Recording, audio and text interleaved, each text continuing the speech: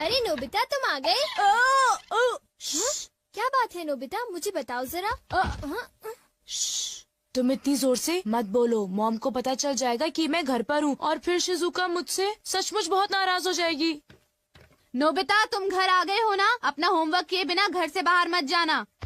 ओफो, देखा ना, उन्हें पता चल ही गया। चिंता मत करो, मॉम शायद कहीं बाहर जा रही हैं। क्या? सचमुच? लेकिन मॉम बाहर जाने में इतनी देर क्यों लगा रही है डोरेमोन? समझ नहीं आ रहा कि मैं कौन सी ड्रेस पहनूं।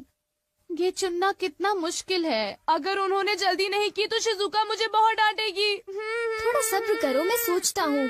आइडिया। हाँ? The seeing glass. अरे ये क्या है? बस देखते जाओ। मॉम, मैं आपके लिए चूज कर देता हूँ। इसे मुझ पर छोड़ दीजिए।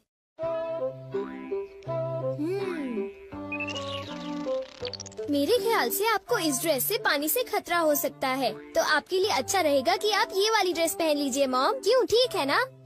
पानी से खतरा? इससे तुम्हारा क्या मतलब है? पानी से खतरा यानी आपको पानी से मुसीबत होगी, जैसे कि नदी या समुद्र में डूबना। क्या बात कर रहे हो? मैं समुद्र या नदी में तो जा नहीं रही हूँ, तो मैं पानी से खतरे वाली ड्रेस ही पहनूंगी। अच्छा, अब मैं जा रही हूँ, घर का ध्यान रखना, ठीक है? मेरे मना करने के बाद उन्हें वो ड्रेस नहीं पहननी चाहिए थी नोबिता। ये क्या है डोरेमोन? मैग्नीफाइंग ग्लास है क्या? ओ ये तो एक सीइंग ग्लास है नोबिता। हाँ? इससे हमें चीजों का भविष्य पता चलता है, लेकिन इंसानों का नहीं, ठीक है? चीजों का भी भविष्य होता है? हाँ। लेकिन ये बताओ, किसी चीज का भविष्य हम क्यों देखें? क्योंकि नोबिता, उस चीज से उस मालिक का भविष्य भी पता चलता है। डोरेमोन! हाँ? क्या हुआ मॉम?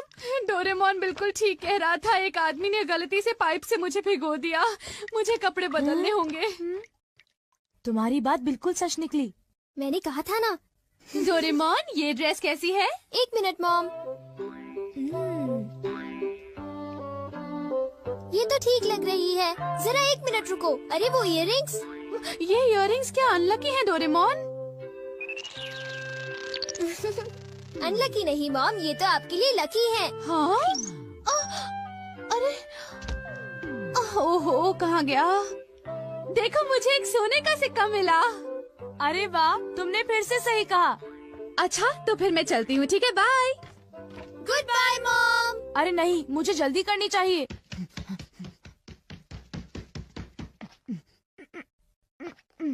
अच्छा डोरेमोन, क्या तुम अपने ग्लास से ये बता सकते हो कि मेरा फॉर्च्यून कैसा है? देखता हूँ। अरे ये क्या है? हाँ? जरा बताना, तुमने क्या देखा?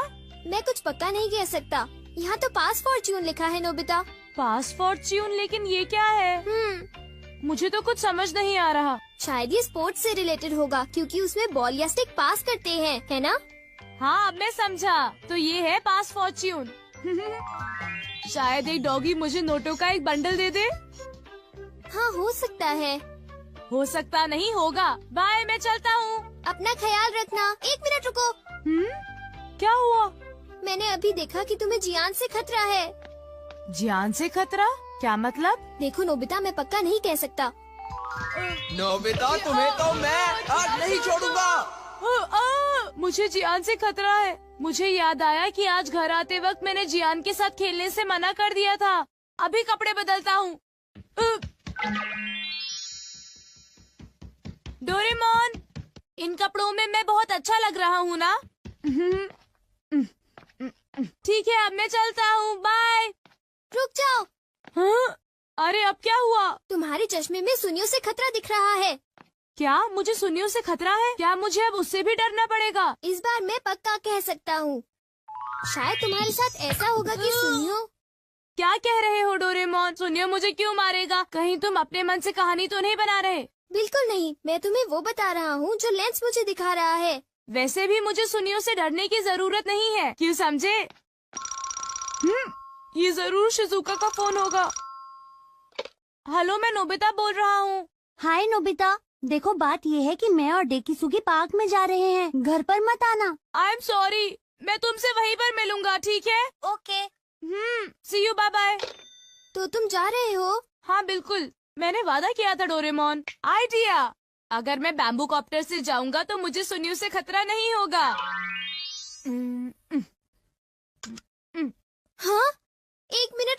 नोबिता, तुम्हारा बैम्बू कॉप्टर रेडियो से खतरा दिखा रहा है। बस बहुत हो गया डोरेमोन, मुझे बस जाने दो। रुक जाओ नोबिता, मुझे उसकी चिंता हो रही है। मुझे लगता है मुझे उसके साथ जाना होगा। नोबिता, तुम्हें अपना ख्याल रखना है क्योंकि तुम्हें रेडियो से खतरा है। तुम घबराओ मत, मैं उससे बचने के लिए अपनी पूरी कोशिश कर रहा हूँ। कुछ समझ नहीं आ रहा कि भला मुझे रेडियो से क्या खतरा होगा। हाँ? देखा डोरेमोन, मुझे कुछ नहीं हुआ, तुम बेकार ही चिंता कर रहे थे। आओ आओ, मैं यहाँ पर हूँ। Okay, bye bye. तुमने देखा ना डोरेमोन, मुझे कुछ भी नहीं हुआ, इतनी चिंता मत करो। तुम तो बिल्कुल भी नहीं समझते हो। ये लो। अरे रुको तो सही, मेरे ऊपर बर्तन क्यों फेंक रही हो? मेरी बात तो सुनो। यहाँ तो लड़ाई हो रही है। ये लो। अरे रुको, ये तुम्हें क्या हो गया है? मुझे क्या हो गया है? अरे तुम्हें क्या हो गया है? ये लो। अरे कुछ तो ख्याल करो, मैं तुम्हारा पति हूँ। कैसे पति हो तुम? देखिए तो कितनी खूबसूरत शक्ल थी। मेरे साथ ऐसा क्यों हुआ? मैंने तुम्हें कहा था ना कि तुम्हें अपना ध्यान रखना होगा। हाँ वो तो ठीक है, मेरा चश्मा। हाँ? हाँ? मुझे लगा कि मेरे पैर के नीचे कुछ आ गया है। अरे सुनियो, वो मेरा है। अरे ये क्या, मेरा चश्मा तो टूट गया और अब मैं क्या करूँगा? कुछ दिखाई नहीं दे रहा। आगे से मेरे पैर के नीचे अपना चश्मा मत रखना, समझे तुम? मैंने उसे वहाँ पर नहीं रखा था, समझे सुनियो? ऐसा क्या? तो फिर वो चश्मे की गलती थी, मेरी नहीं थी, समझे? और वैसे भी मैंने कोई जानबूझकर तो उस पर पैर नहीं रखा था ना। मैंने कहा था ना तुम्हें सुनियो से खतरा है। लेकिन मैंने तुम्हारी बात नहीं मानी।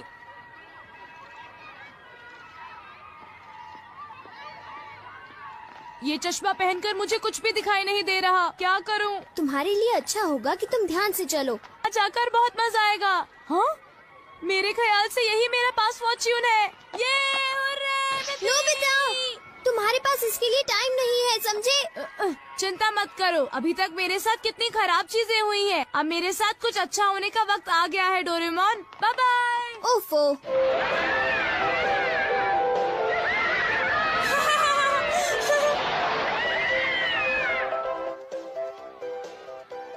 हाँ? वाह, कितना सुंदर नजारा है। आज मेरे साथ बहुत सारी बुरी चीजें हुई, लेकिन अंत में मैं आज बहुत खुश हूँ। अरे डोरेमोन नजर आ रहा है। हाँ? अरे देखो, नोबिता अभी तक नहीं आया। हाँ, लगता है कि वो किसी काम में फंस गया होगा। मैं तो भूल ही गया था। अरे अब मैं क्या करूं? ये तो खुल ही नहीं रहा है। Oh no! अरे सुनो, कुछ करो डोरेमोन, सुनो डोरेमोन। हाँ? अरे तुम्हें अब क्या हुआ नोबिता? देखो डोरेमोन, मैं तो शिजुका से मिलने के बारे में भूल ही गया। मैंने तुम्हें कहा था ना कि तुम्हारे पास इसके लिए टाइम नहीं है। अरे वो देखो, कहीं वो डोरेमोन और नोबिता तो नहीं है? प्लीज डोरेमोन, मुझे जल्दी से यहाँ से बाहर निकालो। हमसे झूठ बोला? तुमने सही कहा, मैंने उसे पहले ही चेतावनी दी थी और फिर भी उसने हमें धोखा दिया और बड़े मजे से अम्यूजमेंट पार्क में खेल रहा है। चलो उठो डेकिसुगी, हम लोग घर चलते हैं। हाँ ठीक है। अरे नहीं, देखो डोरेमोन, शिजुका वापस जा रही है। मैं फिर अपना वादा नहीं निभा पाया। शिजुका मुझसे नफरत करेगी। प्लीज डोरेमोन, कुछ करो ना, प्लीज कुछ करो। जब तक ये झूला नीचे नहीं पहुंचता, तब तक कुछ नहीं हो सकता। डोरेमोन प्लीज, तुम ऐसा मत कहो, मेरी मदद करो। इस पास फॉर्च्यून से तो मैं जरा भी खुश नहीं हूँ। प्लीज कुछ करो। अच्छा, क्या ये बात है? ये तो ठीक नहीं है। क्या बात है डोरेमोन? सुनो नोबिता, मीचान का एक फ्रेंड है, काको-चैन। हाँ हाँ, देखा, ये कितनी बुरी बात है नोबिता। मैं तो कुछ भी नहीं समझा। Translation jelly. चलो, हमें मिस्टर यामारा से बात करनी होगी। ओह, आई एम सॉरी। ऐसा लगता है तुम पेट्स की फीलिंग को बहुत अच्छी तरह से समझते हो। मुझे बहुत खुशी हुई। बताओ मीचान, अब तो तुम खुश हो ना? हाँ? तुम्हें लगता है यहाँ और भी पेट्स हैं जिन्हें कुछ प्रॉब्लम है? इसने सही कहा डोरेमोन, मुझे यकीन है यहाँ और भी पेट्स होंगे जो कुछ कहना चाहते होंगे। कुछ समझे? हाँ तुमने ठीक कहा, लेकिन मैं हर पेट को तो ट्रांसलेशन जेली नहीं खिला सकता ना नोबिता। ये ठीक रहेगा। The pet phone. क्या ये एक पेट हॉटलाइन होगी? बिल्कुल सही। हम इसे स्कूल के पीछे वाली पहाड़ी पर सेट करेंगे और अपने फ्रेंड्स के जरिए मीचान सबको इसके बारे में बता देगी और हम अपने रूम में ही बैठकर सब सुनेंगे। ये तो बहुत फास्ट है। हेलो, मैं पेट हॉटलाइन से बोल रहा हूँ। हेलो, मेरा नाम कैथरीन है और मैं अपना रास्ता नहीं ढूंढ पा रही हूँ। तुम खो गई हो, अपने ओनर का नाम और एड्रेस बताओ। Mrs Sukita, house number 4। समझ गया, तुम वहीं रुको, हम अभी आते हैं। जल्दी करो नोबिता। कैथरीन, तुम कहाँ हो?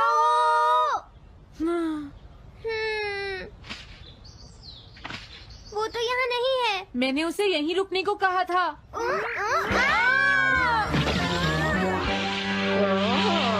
अरे ये क्या, कैथरीन एक एलिगेटर है। Easy carry gloves.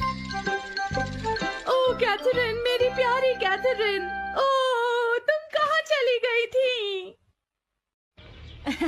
कैथरीन नाम की वजह से मुझे लगा कि वो एक कैट है। मुझे खुशी है वो पहुँच गई। नोबिता, डोरेमोन, कैसे हो तुम?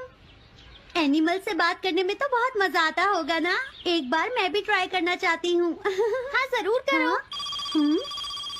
हेलो, मैं पेट हॉटलाइन से बोल रही हूँ। मैं सोनियो के घर से बैरन बोल रहा हूँ। हाँ बोलो बैरन, क्या कहना चाहते हो? सोनियो ने तुम्हें बताया होगा कि वो खाने में मुझे सिर्फ मीट देता है, क्यों है ना? हाँ। देखो ये बैरन का खाना है, टॉप क्वालिटी मीट। ये बहुत सस्ता है। ये सब झूठ है। वो हमेशा मुझे सस्ता डॉग फूड और घर का बचा हुआ खाना खिलाता है। कभी कभी फिश या मीट मिले तो अच्छा लगेगा। इसने ये कहा? हाँ, ये कभी कभी खाने में फिश या मीट भी खाना चाहता है। सुनियो, मेरा बैरन ऐसा कभी नहीं कह सकता नोबिता। जरूर तुम्हें कोई गलतफहमी हुई है। लेकिन इसने तो कहा है कि तुम इसे सस्ता डॉग फूड और घर का बचा हुआ खाना खिलाते हो। हाँ, तुमने सच में ऐसा कहा? चिंता मत करो बैरन, आज मैं तुम्हें अच्छी क्वालिटी का मीट खिलाऊंगा। मॉम, बैरन के खाने का टाइम हो गया है। हाँ? देखा ये कितना खुश है। हेलो, ये पेट हॉटलाइन है, बोलिए। क्या तुम्हें घर से निकाल दिया? मेरा नाम है पीपो, मैं एक कैनरी हूँ। मुझे एक नया ओनर चाहिए। बहुत बुरा हुआ, लेकिन पीपो मेरे पास तो पहले से ही एक कैनरी है। अरे हाँ, मुझे अभी याद आया। मेरे अगले वाले घर में टनाको को एक कैनरी चाहिए। तुम उसके पास चली जाओ पीपो। Oh thank you. Thank you, मैं इसका ध्यान रखूंगी। हेलो, मैं पेट हॉटलाइन से बोल रहा हूँ। जियान तुमसे हैंड स्टैंड करवाता है। हाँ?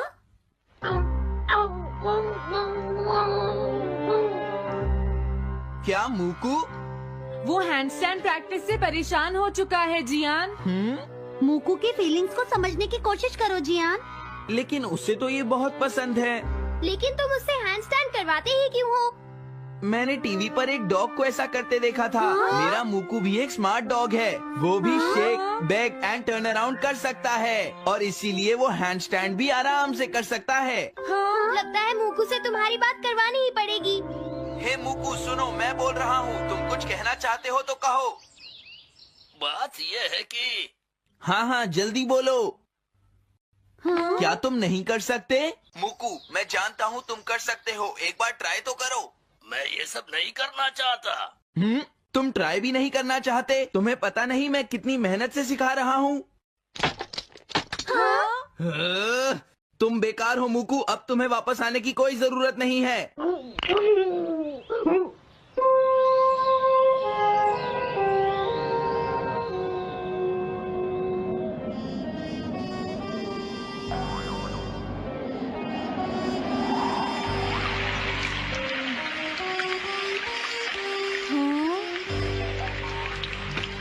मैंने टीवी पर देखा है आज बहुत तेज बारिश होगी।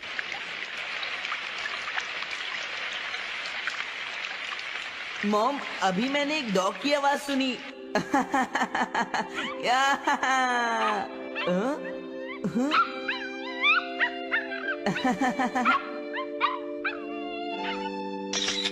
अरे मूकू प्लीज थोड़ा धीरे चलो।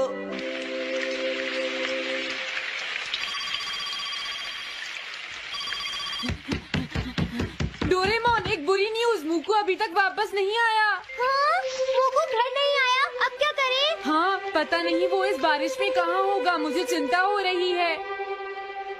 जल्दी चलो, हमें उसे ढूंढना होगा।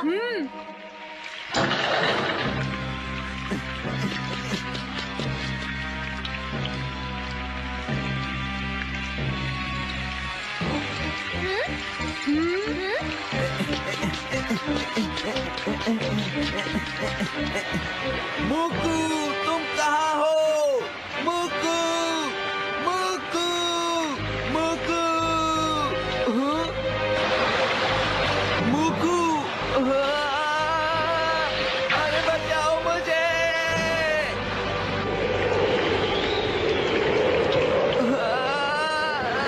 प्लीज कोई बचाओ, मैं डूब जाऊंगा। अरे कोई बचाओ मुझे प्लीज। ये मैं कहाँ फंस गया हूँ?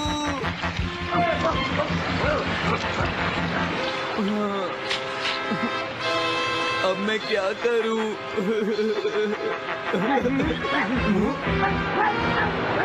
अरे मूकू,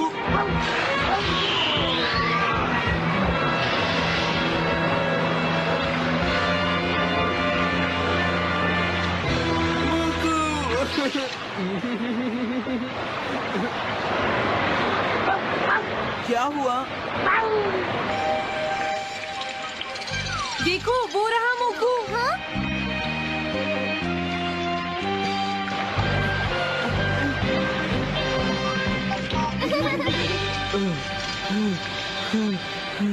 मूकू, प्लीज मुझे माफ कर दो। मैं बहुत बुरा हूँ, मैंने तुम्हें घर से निकाल दिया। अब मैं तुम्हें कभी परेशान नहीं करूँगा। तुम बहुत अच्छे हो मूकू। मुझे खुशी हुई। हाँ, मुझे भी नोबिता। पेट्स भी तो फैमिली के मेंबर ही होते हैं। झगड़ा हो गया तो क्या हुआ? तुम भी तो एक पेट हो डोरेमोन। देखो, मुझे पेट मत कहना, मैं पेट नहीं हूँ। मैं 22वीं सेंचुरी से यहाँ तुम्हारी मदद। हाँ? हे नोबिता, जरा मेरी बात सुनो, इधर आओ। क्या हो गया सुनियो, क्या बात हो गई? श्श, इतना जोर से मत बोलो। ये सिर्फ हम दोनों के बीच की बात है नोबिता। जियान, नोबिता आ गया है, आप तुम इसे बता सकते हो। हाँ? सुनियो, नोबिता को तुम ही बता दो। अच्छा, तो जियान को शर्म आ रही है।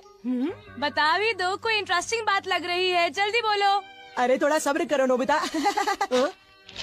हाँ? ज्यादा मत हंसो। ये एक सीरियस स्टोरी है नोबिता, तुम्हें हंसी आ रही है? ध्यान से सुनो। वो दरअसल बात ये है कि हाँ? क्या? जियान को? ये मैं कभी नहीं मान सकता।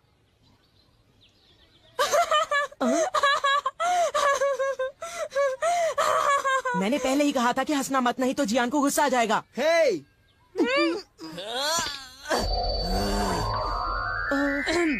ये एक सीरियस मैटर है, मैं सब कुछ समझ गया। ये बताओ, जियान क्या करना चाहता है सुनियो? दरअसल बात ये है नोबिता कि जियान उस लड़की से दोस्ती करना चाहता है। ऐसी सिचुएशन में तो जियान को उससे खुद ही बात करनी पड़ेगी। जियान को लगता है कि उसके अंदर इतनी हिम्मत ही नहीं है। हाँ, उसकी बात मैं अच्छी तरह समझ सकता हूँ। अच्छा, अगर जियान इसी हालत में उसके सामने जाएगा तो वो लड़की डरकर भाग जाएगी, क्योंकि जियान है ही इतना डरावना। ये तो तुमने ₹1,00,000 की बात कही सुनियो। जियान कितना बदसूरत है ना? और उसकी तोंद भी निकली हुई है।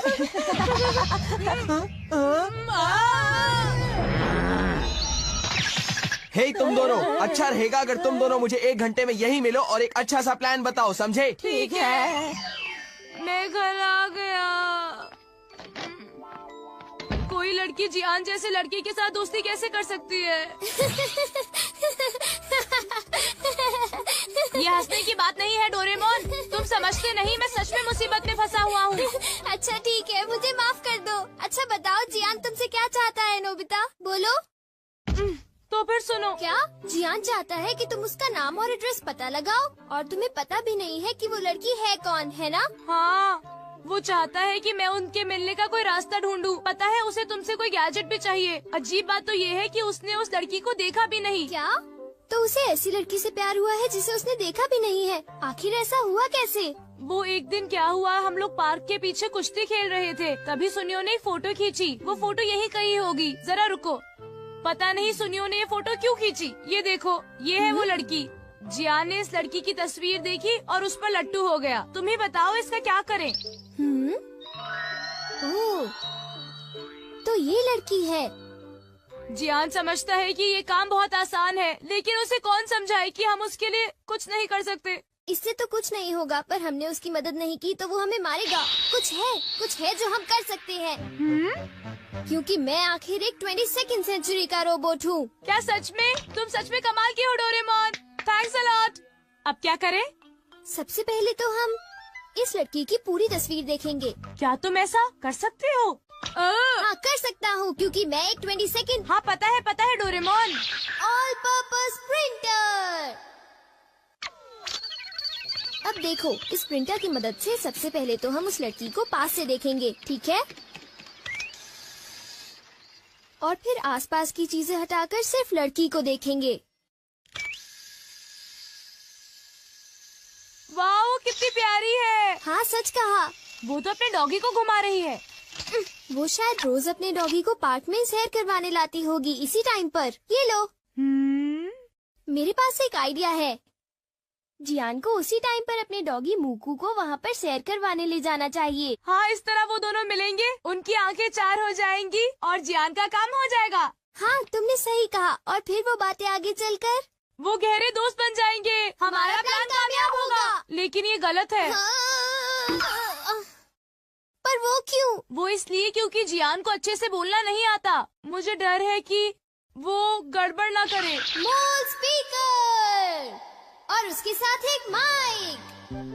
तुम स्पीकर को उसके चेहरे पर लगा दो और किसी और को उसकी जगह बोलने दो। पता है, इससे तो गूंगे को भी परेशानी नहीं होगी। तो क्या अब तुम ट्राई करना चाहोगे नोबिता? बोलो। ओह, मुझे बहुत तेज भूख लगी है। मैं 10 डोरा केक्स खाना चाहता हूँ अभी। अरे वाह, मजा आ गया। जियान, तुम अपने डॉगी को सैर करवाने जाओ और वहाँ उस लड़की से मिलो। यही Space is unforgiving. One microscopic miscalculation can doom a multi-billion-dollar mission. And that's exactly what happened to the Hubble telescope. Except one young engineer caught it just in time. Most people know Hubble for its brilliant photos, but almost no one knows it was launched broken. NASA blamed faulty optics, but before the world found out, one man saw the disaster coming. His name was Dr. Daniel Pierce, 26 years old, fresh recruit. No one expected him to challenge the laws of optics or NASA hierarchy. On a late Friday night, he noticed something strange. The primary mirror's curvature measurements didn't add up. It was small, barely the thickness of a human hair. But in space, that's fatal. Pierce's heart pounded. If he was right, every image Hubble produced would be distorted. He ran simulations, then reran them. Every path ended in disaster. The launch was only 72 hours away. Pierce tried to warn his supervisor. He was told, "Kid, the mirror is perfect. Go home." But something about the numbers haunted him. They whispered, "Look deeper." So he did the unthinkable. He re-measured the mirror in secret. The result? A curvature error of 2.2 microns. That's like designing a telescope the size of Earth and missing by half a millimeter. Pierce was trapped. Speak up and risk his career. Stay silent and risk the mission. He chose truth. The director stared at the numbers, then whispered, "Run everything again." Hours felt like centuries, and then the simulations confirmed Pierce was right. But by then, it was too late. The rocket was fueled. The mission locked. The launch proceeded. Pierce could only watch, helpless. And days later, the world learned the truth. Hubble was nearsighted. Headlines called it NASA's biggest failure. But Pierce refused to give up. If we broke it, we can fix it. He had an idea. What if we added a corrective lens, like a pair of glasses for Hubble? Crazy. Impossible. Worth trying. He built a prototype using leftover mission parts. The science was simple, yet brilliant. Correct the incoming light before it hits the flawed mirror. It's called spherical aberration correction, basically reshaping the light itself. NASA approved a daring mission: send astronauts to install Pierce's invention. One slip and the entire telescope could be destroyed. Pierce watched from mission control. He barely breathed. The astronauts unlocked the panel, attached the device, and prayed. Then came the moment of truth, Hubble's first corrected image. The photo appeared, and the room fell silent. It worked. Perfectly. Better than anyone dreamed. Hubble went on to rewrite our understanding of the universe, dark energy, galaxy births, the age of the cosmos itself. But behind those images was one terrified young engineer who refused to stay silent. He didn't just save a telescope. He saved humanity's window into the universe. Every breakthrough begins with a question. Every discovery with courage. Because science isn't perfect, but the people who never give up, they make it extraordinary. Hubble didn't fail. It evolved. And so did we. This is the story of the man who saved Hubble. Tell me if you want more mind-blowing science stories like this. Your phone, your Wi-Fi, your Bluetooth, your GPS, all of it exists because of a secret invention made by a woman the world ignored. But here's the twist. She wasn't a scientist. She wasn't an engineer. She was a Hollywood actress. Her name? Hedy Lamarr, the woman the world admired for her beauty, but never for her mind. This story begins with a mystery. Why did this actress sketch strange diagrams late at night? Pages filled with frequency patterns and torpedo designs. To understand it, we go back to a world at war, a world where communication could determine life or death. World War II had a terrifying problem. Radio-guided torpedoes were easily jammed. One enemy signal and the weapon became useless. Scientists were stuck. Militaries were desperate. Technology had hit a wall. And while the world fought, Hedy watched, listened, learned. She had a secret no one noticed, an obsession with invention. She'd grown up studying machines, taking apart music boxes, solving puzzles. But Hollywood didn't care about that part. So while audiences saw a star, she saw frequencies, signals, patterns, a hidden universe. One night, she whispered a question that changed history. What if signals could jump before anyone could jam them? She reached out to a composer, George Antheil, a man who mastered synchronized musical patterns. Together, they created something unheard of, frequency hopping. Instead of sending a signal on one frequency, it would jump to many, fast, random, untouchable. If the transmitter and receiver hopped together, perfectly synced, the signal was unbreakable. It was genius, revolutionary, military gold. But when she presented it, they laughed.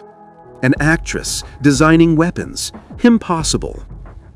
Her invention was stamped, filed, locked away, classified, forgotten. Hedy returned to Hollywood.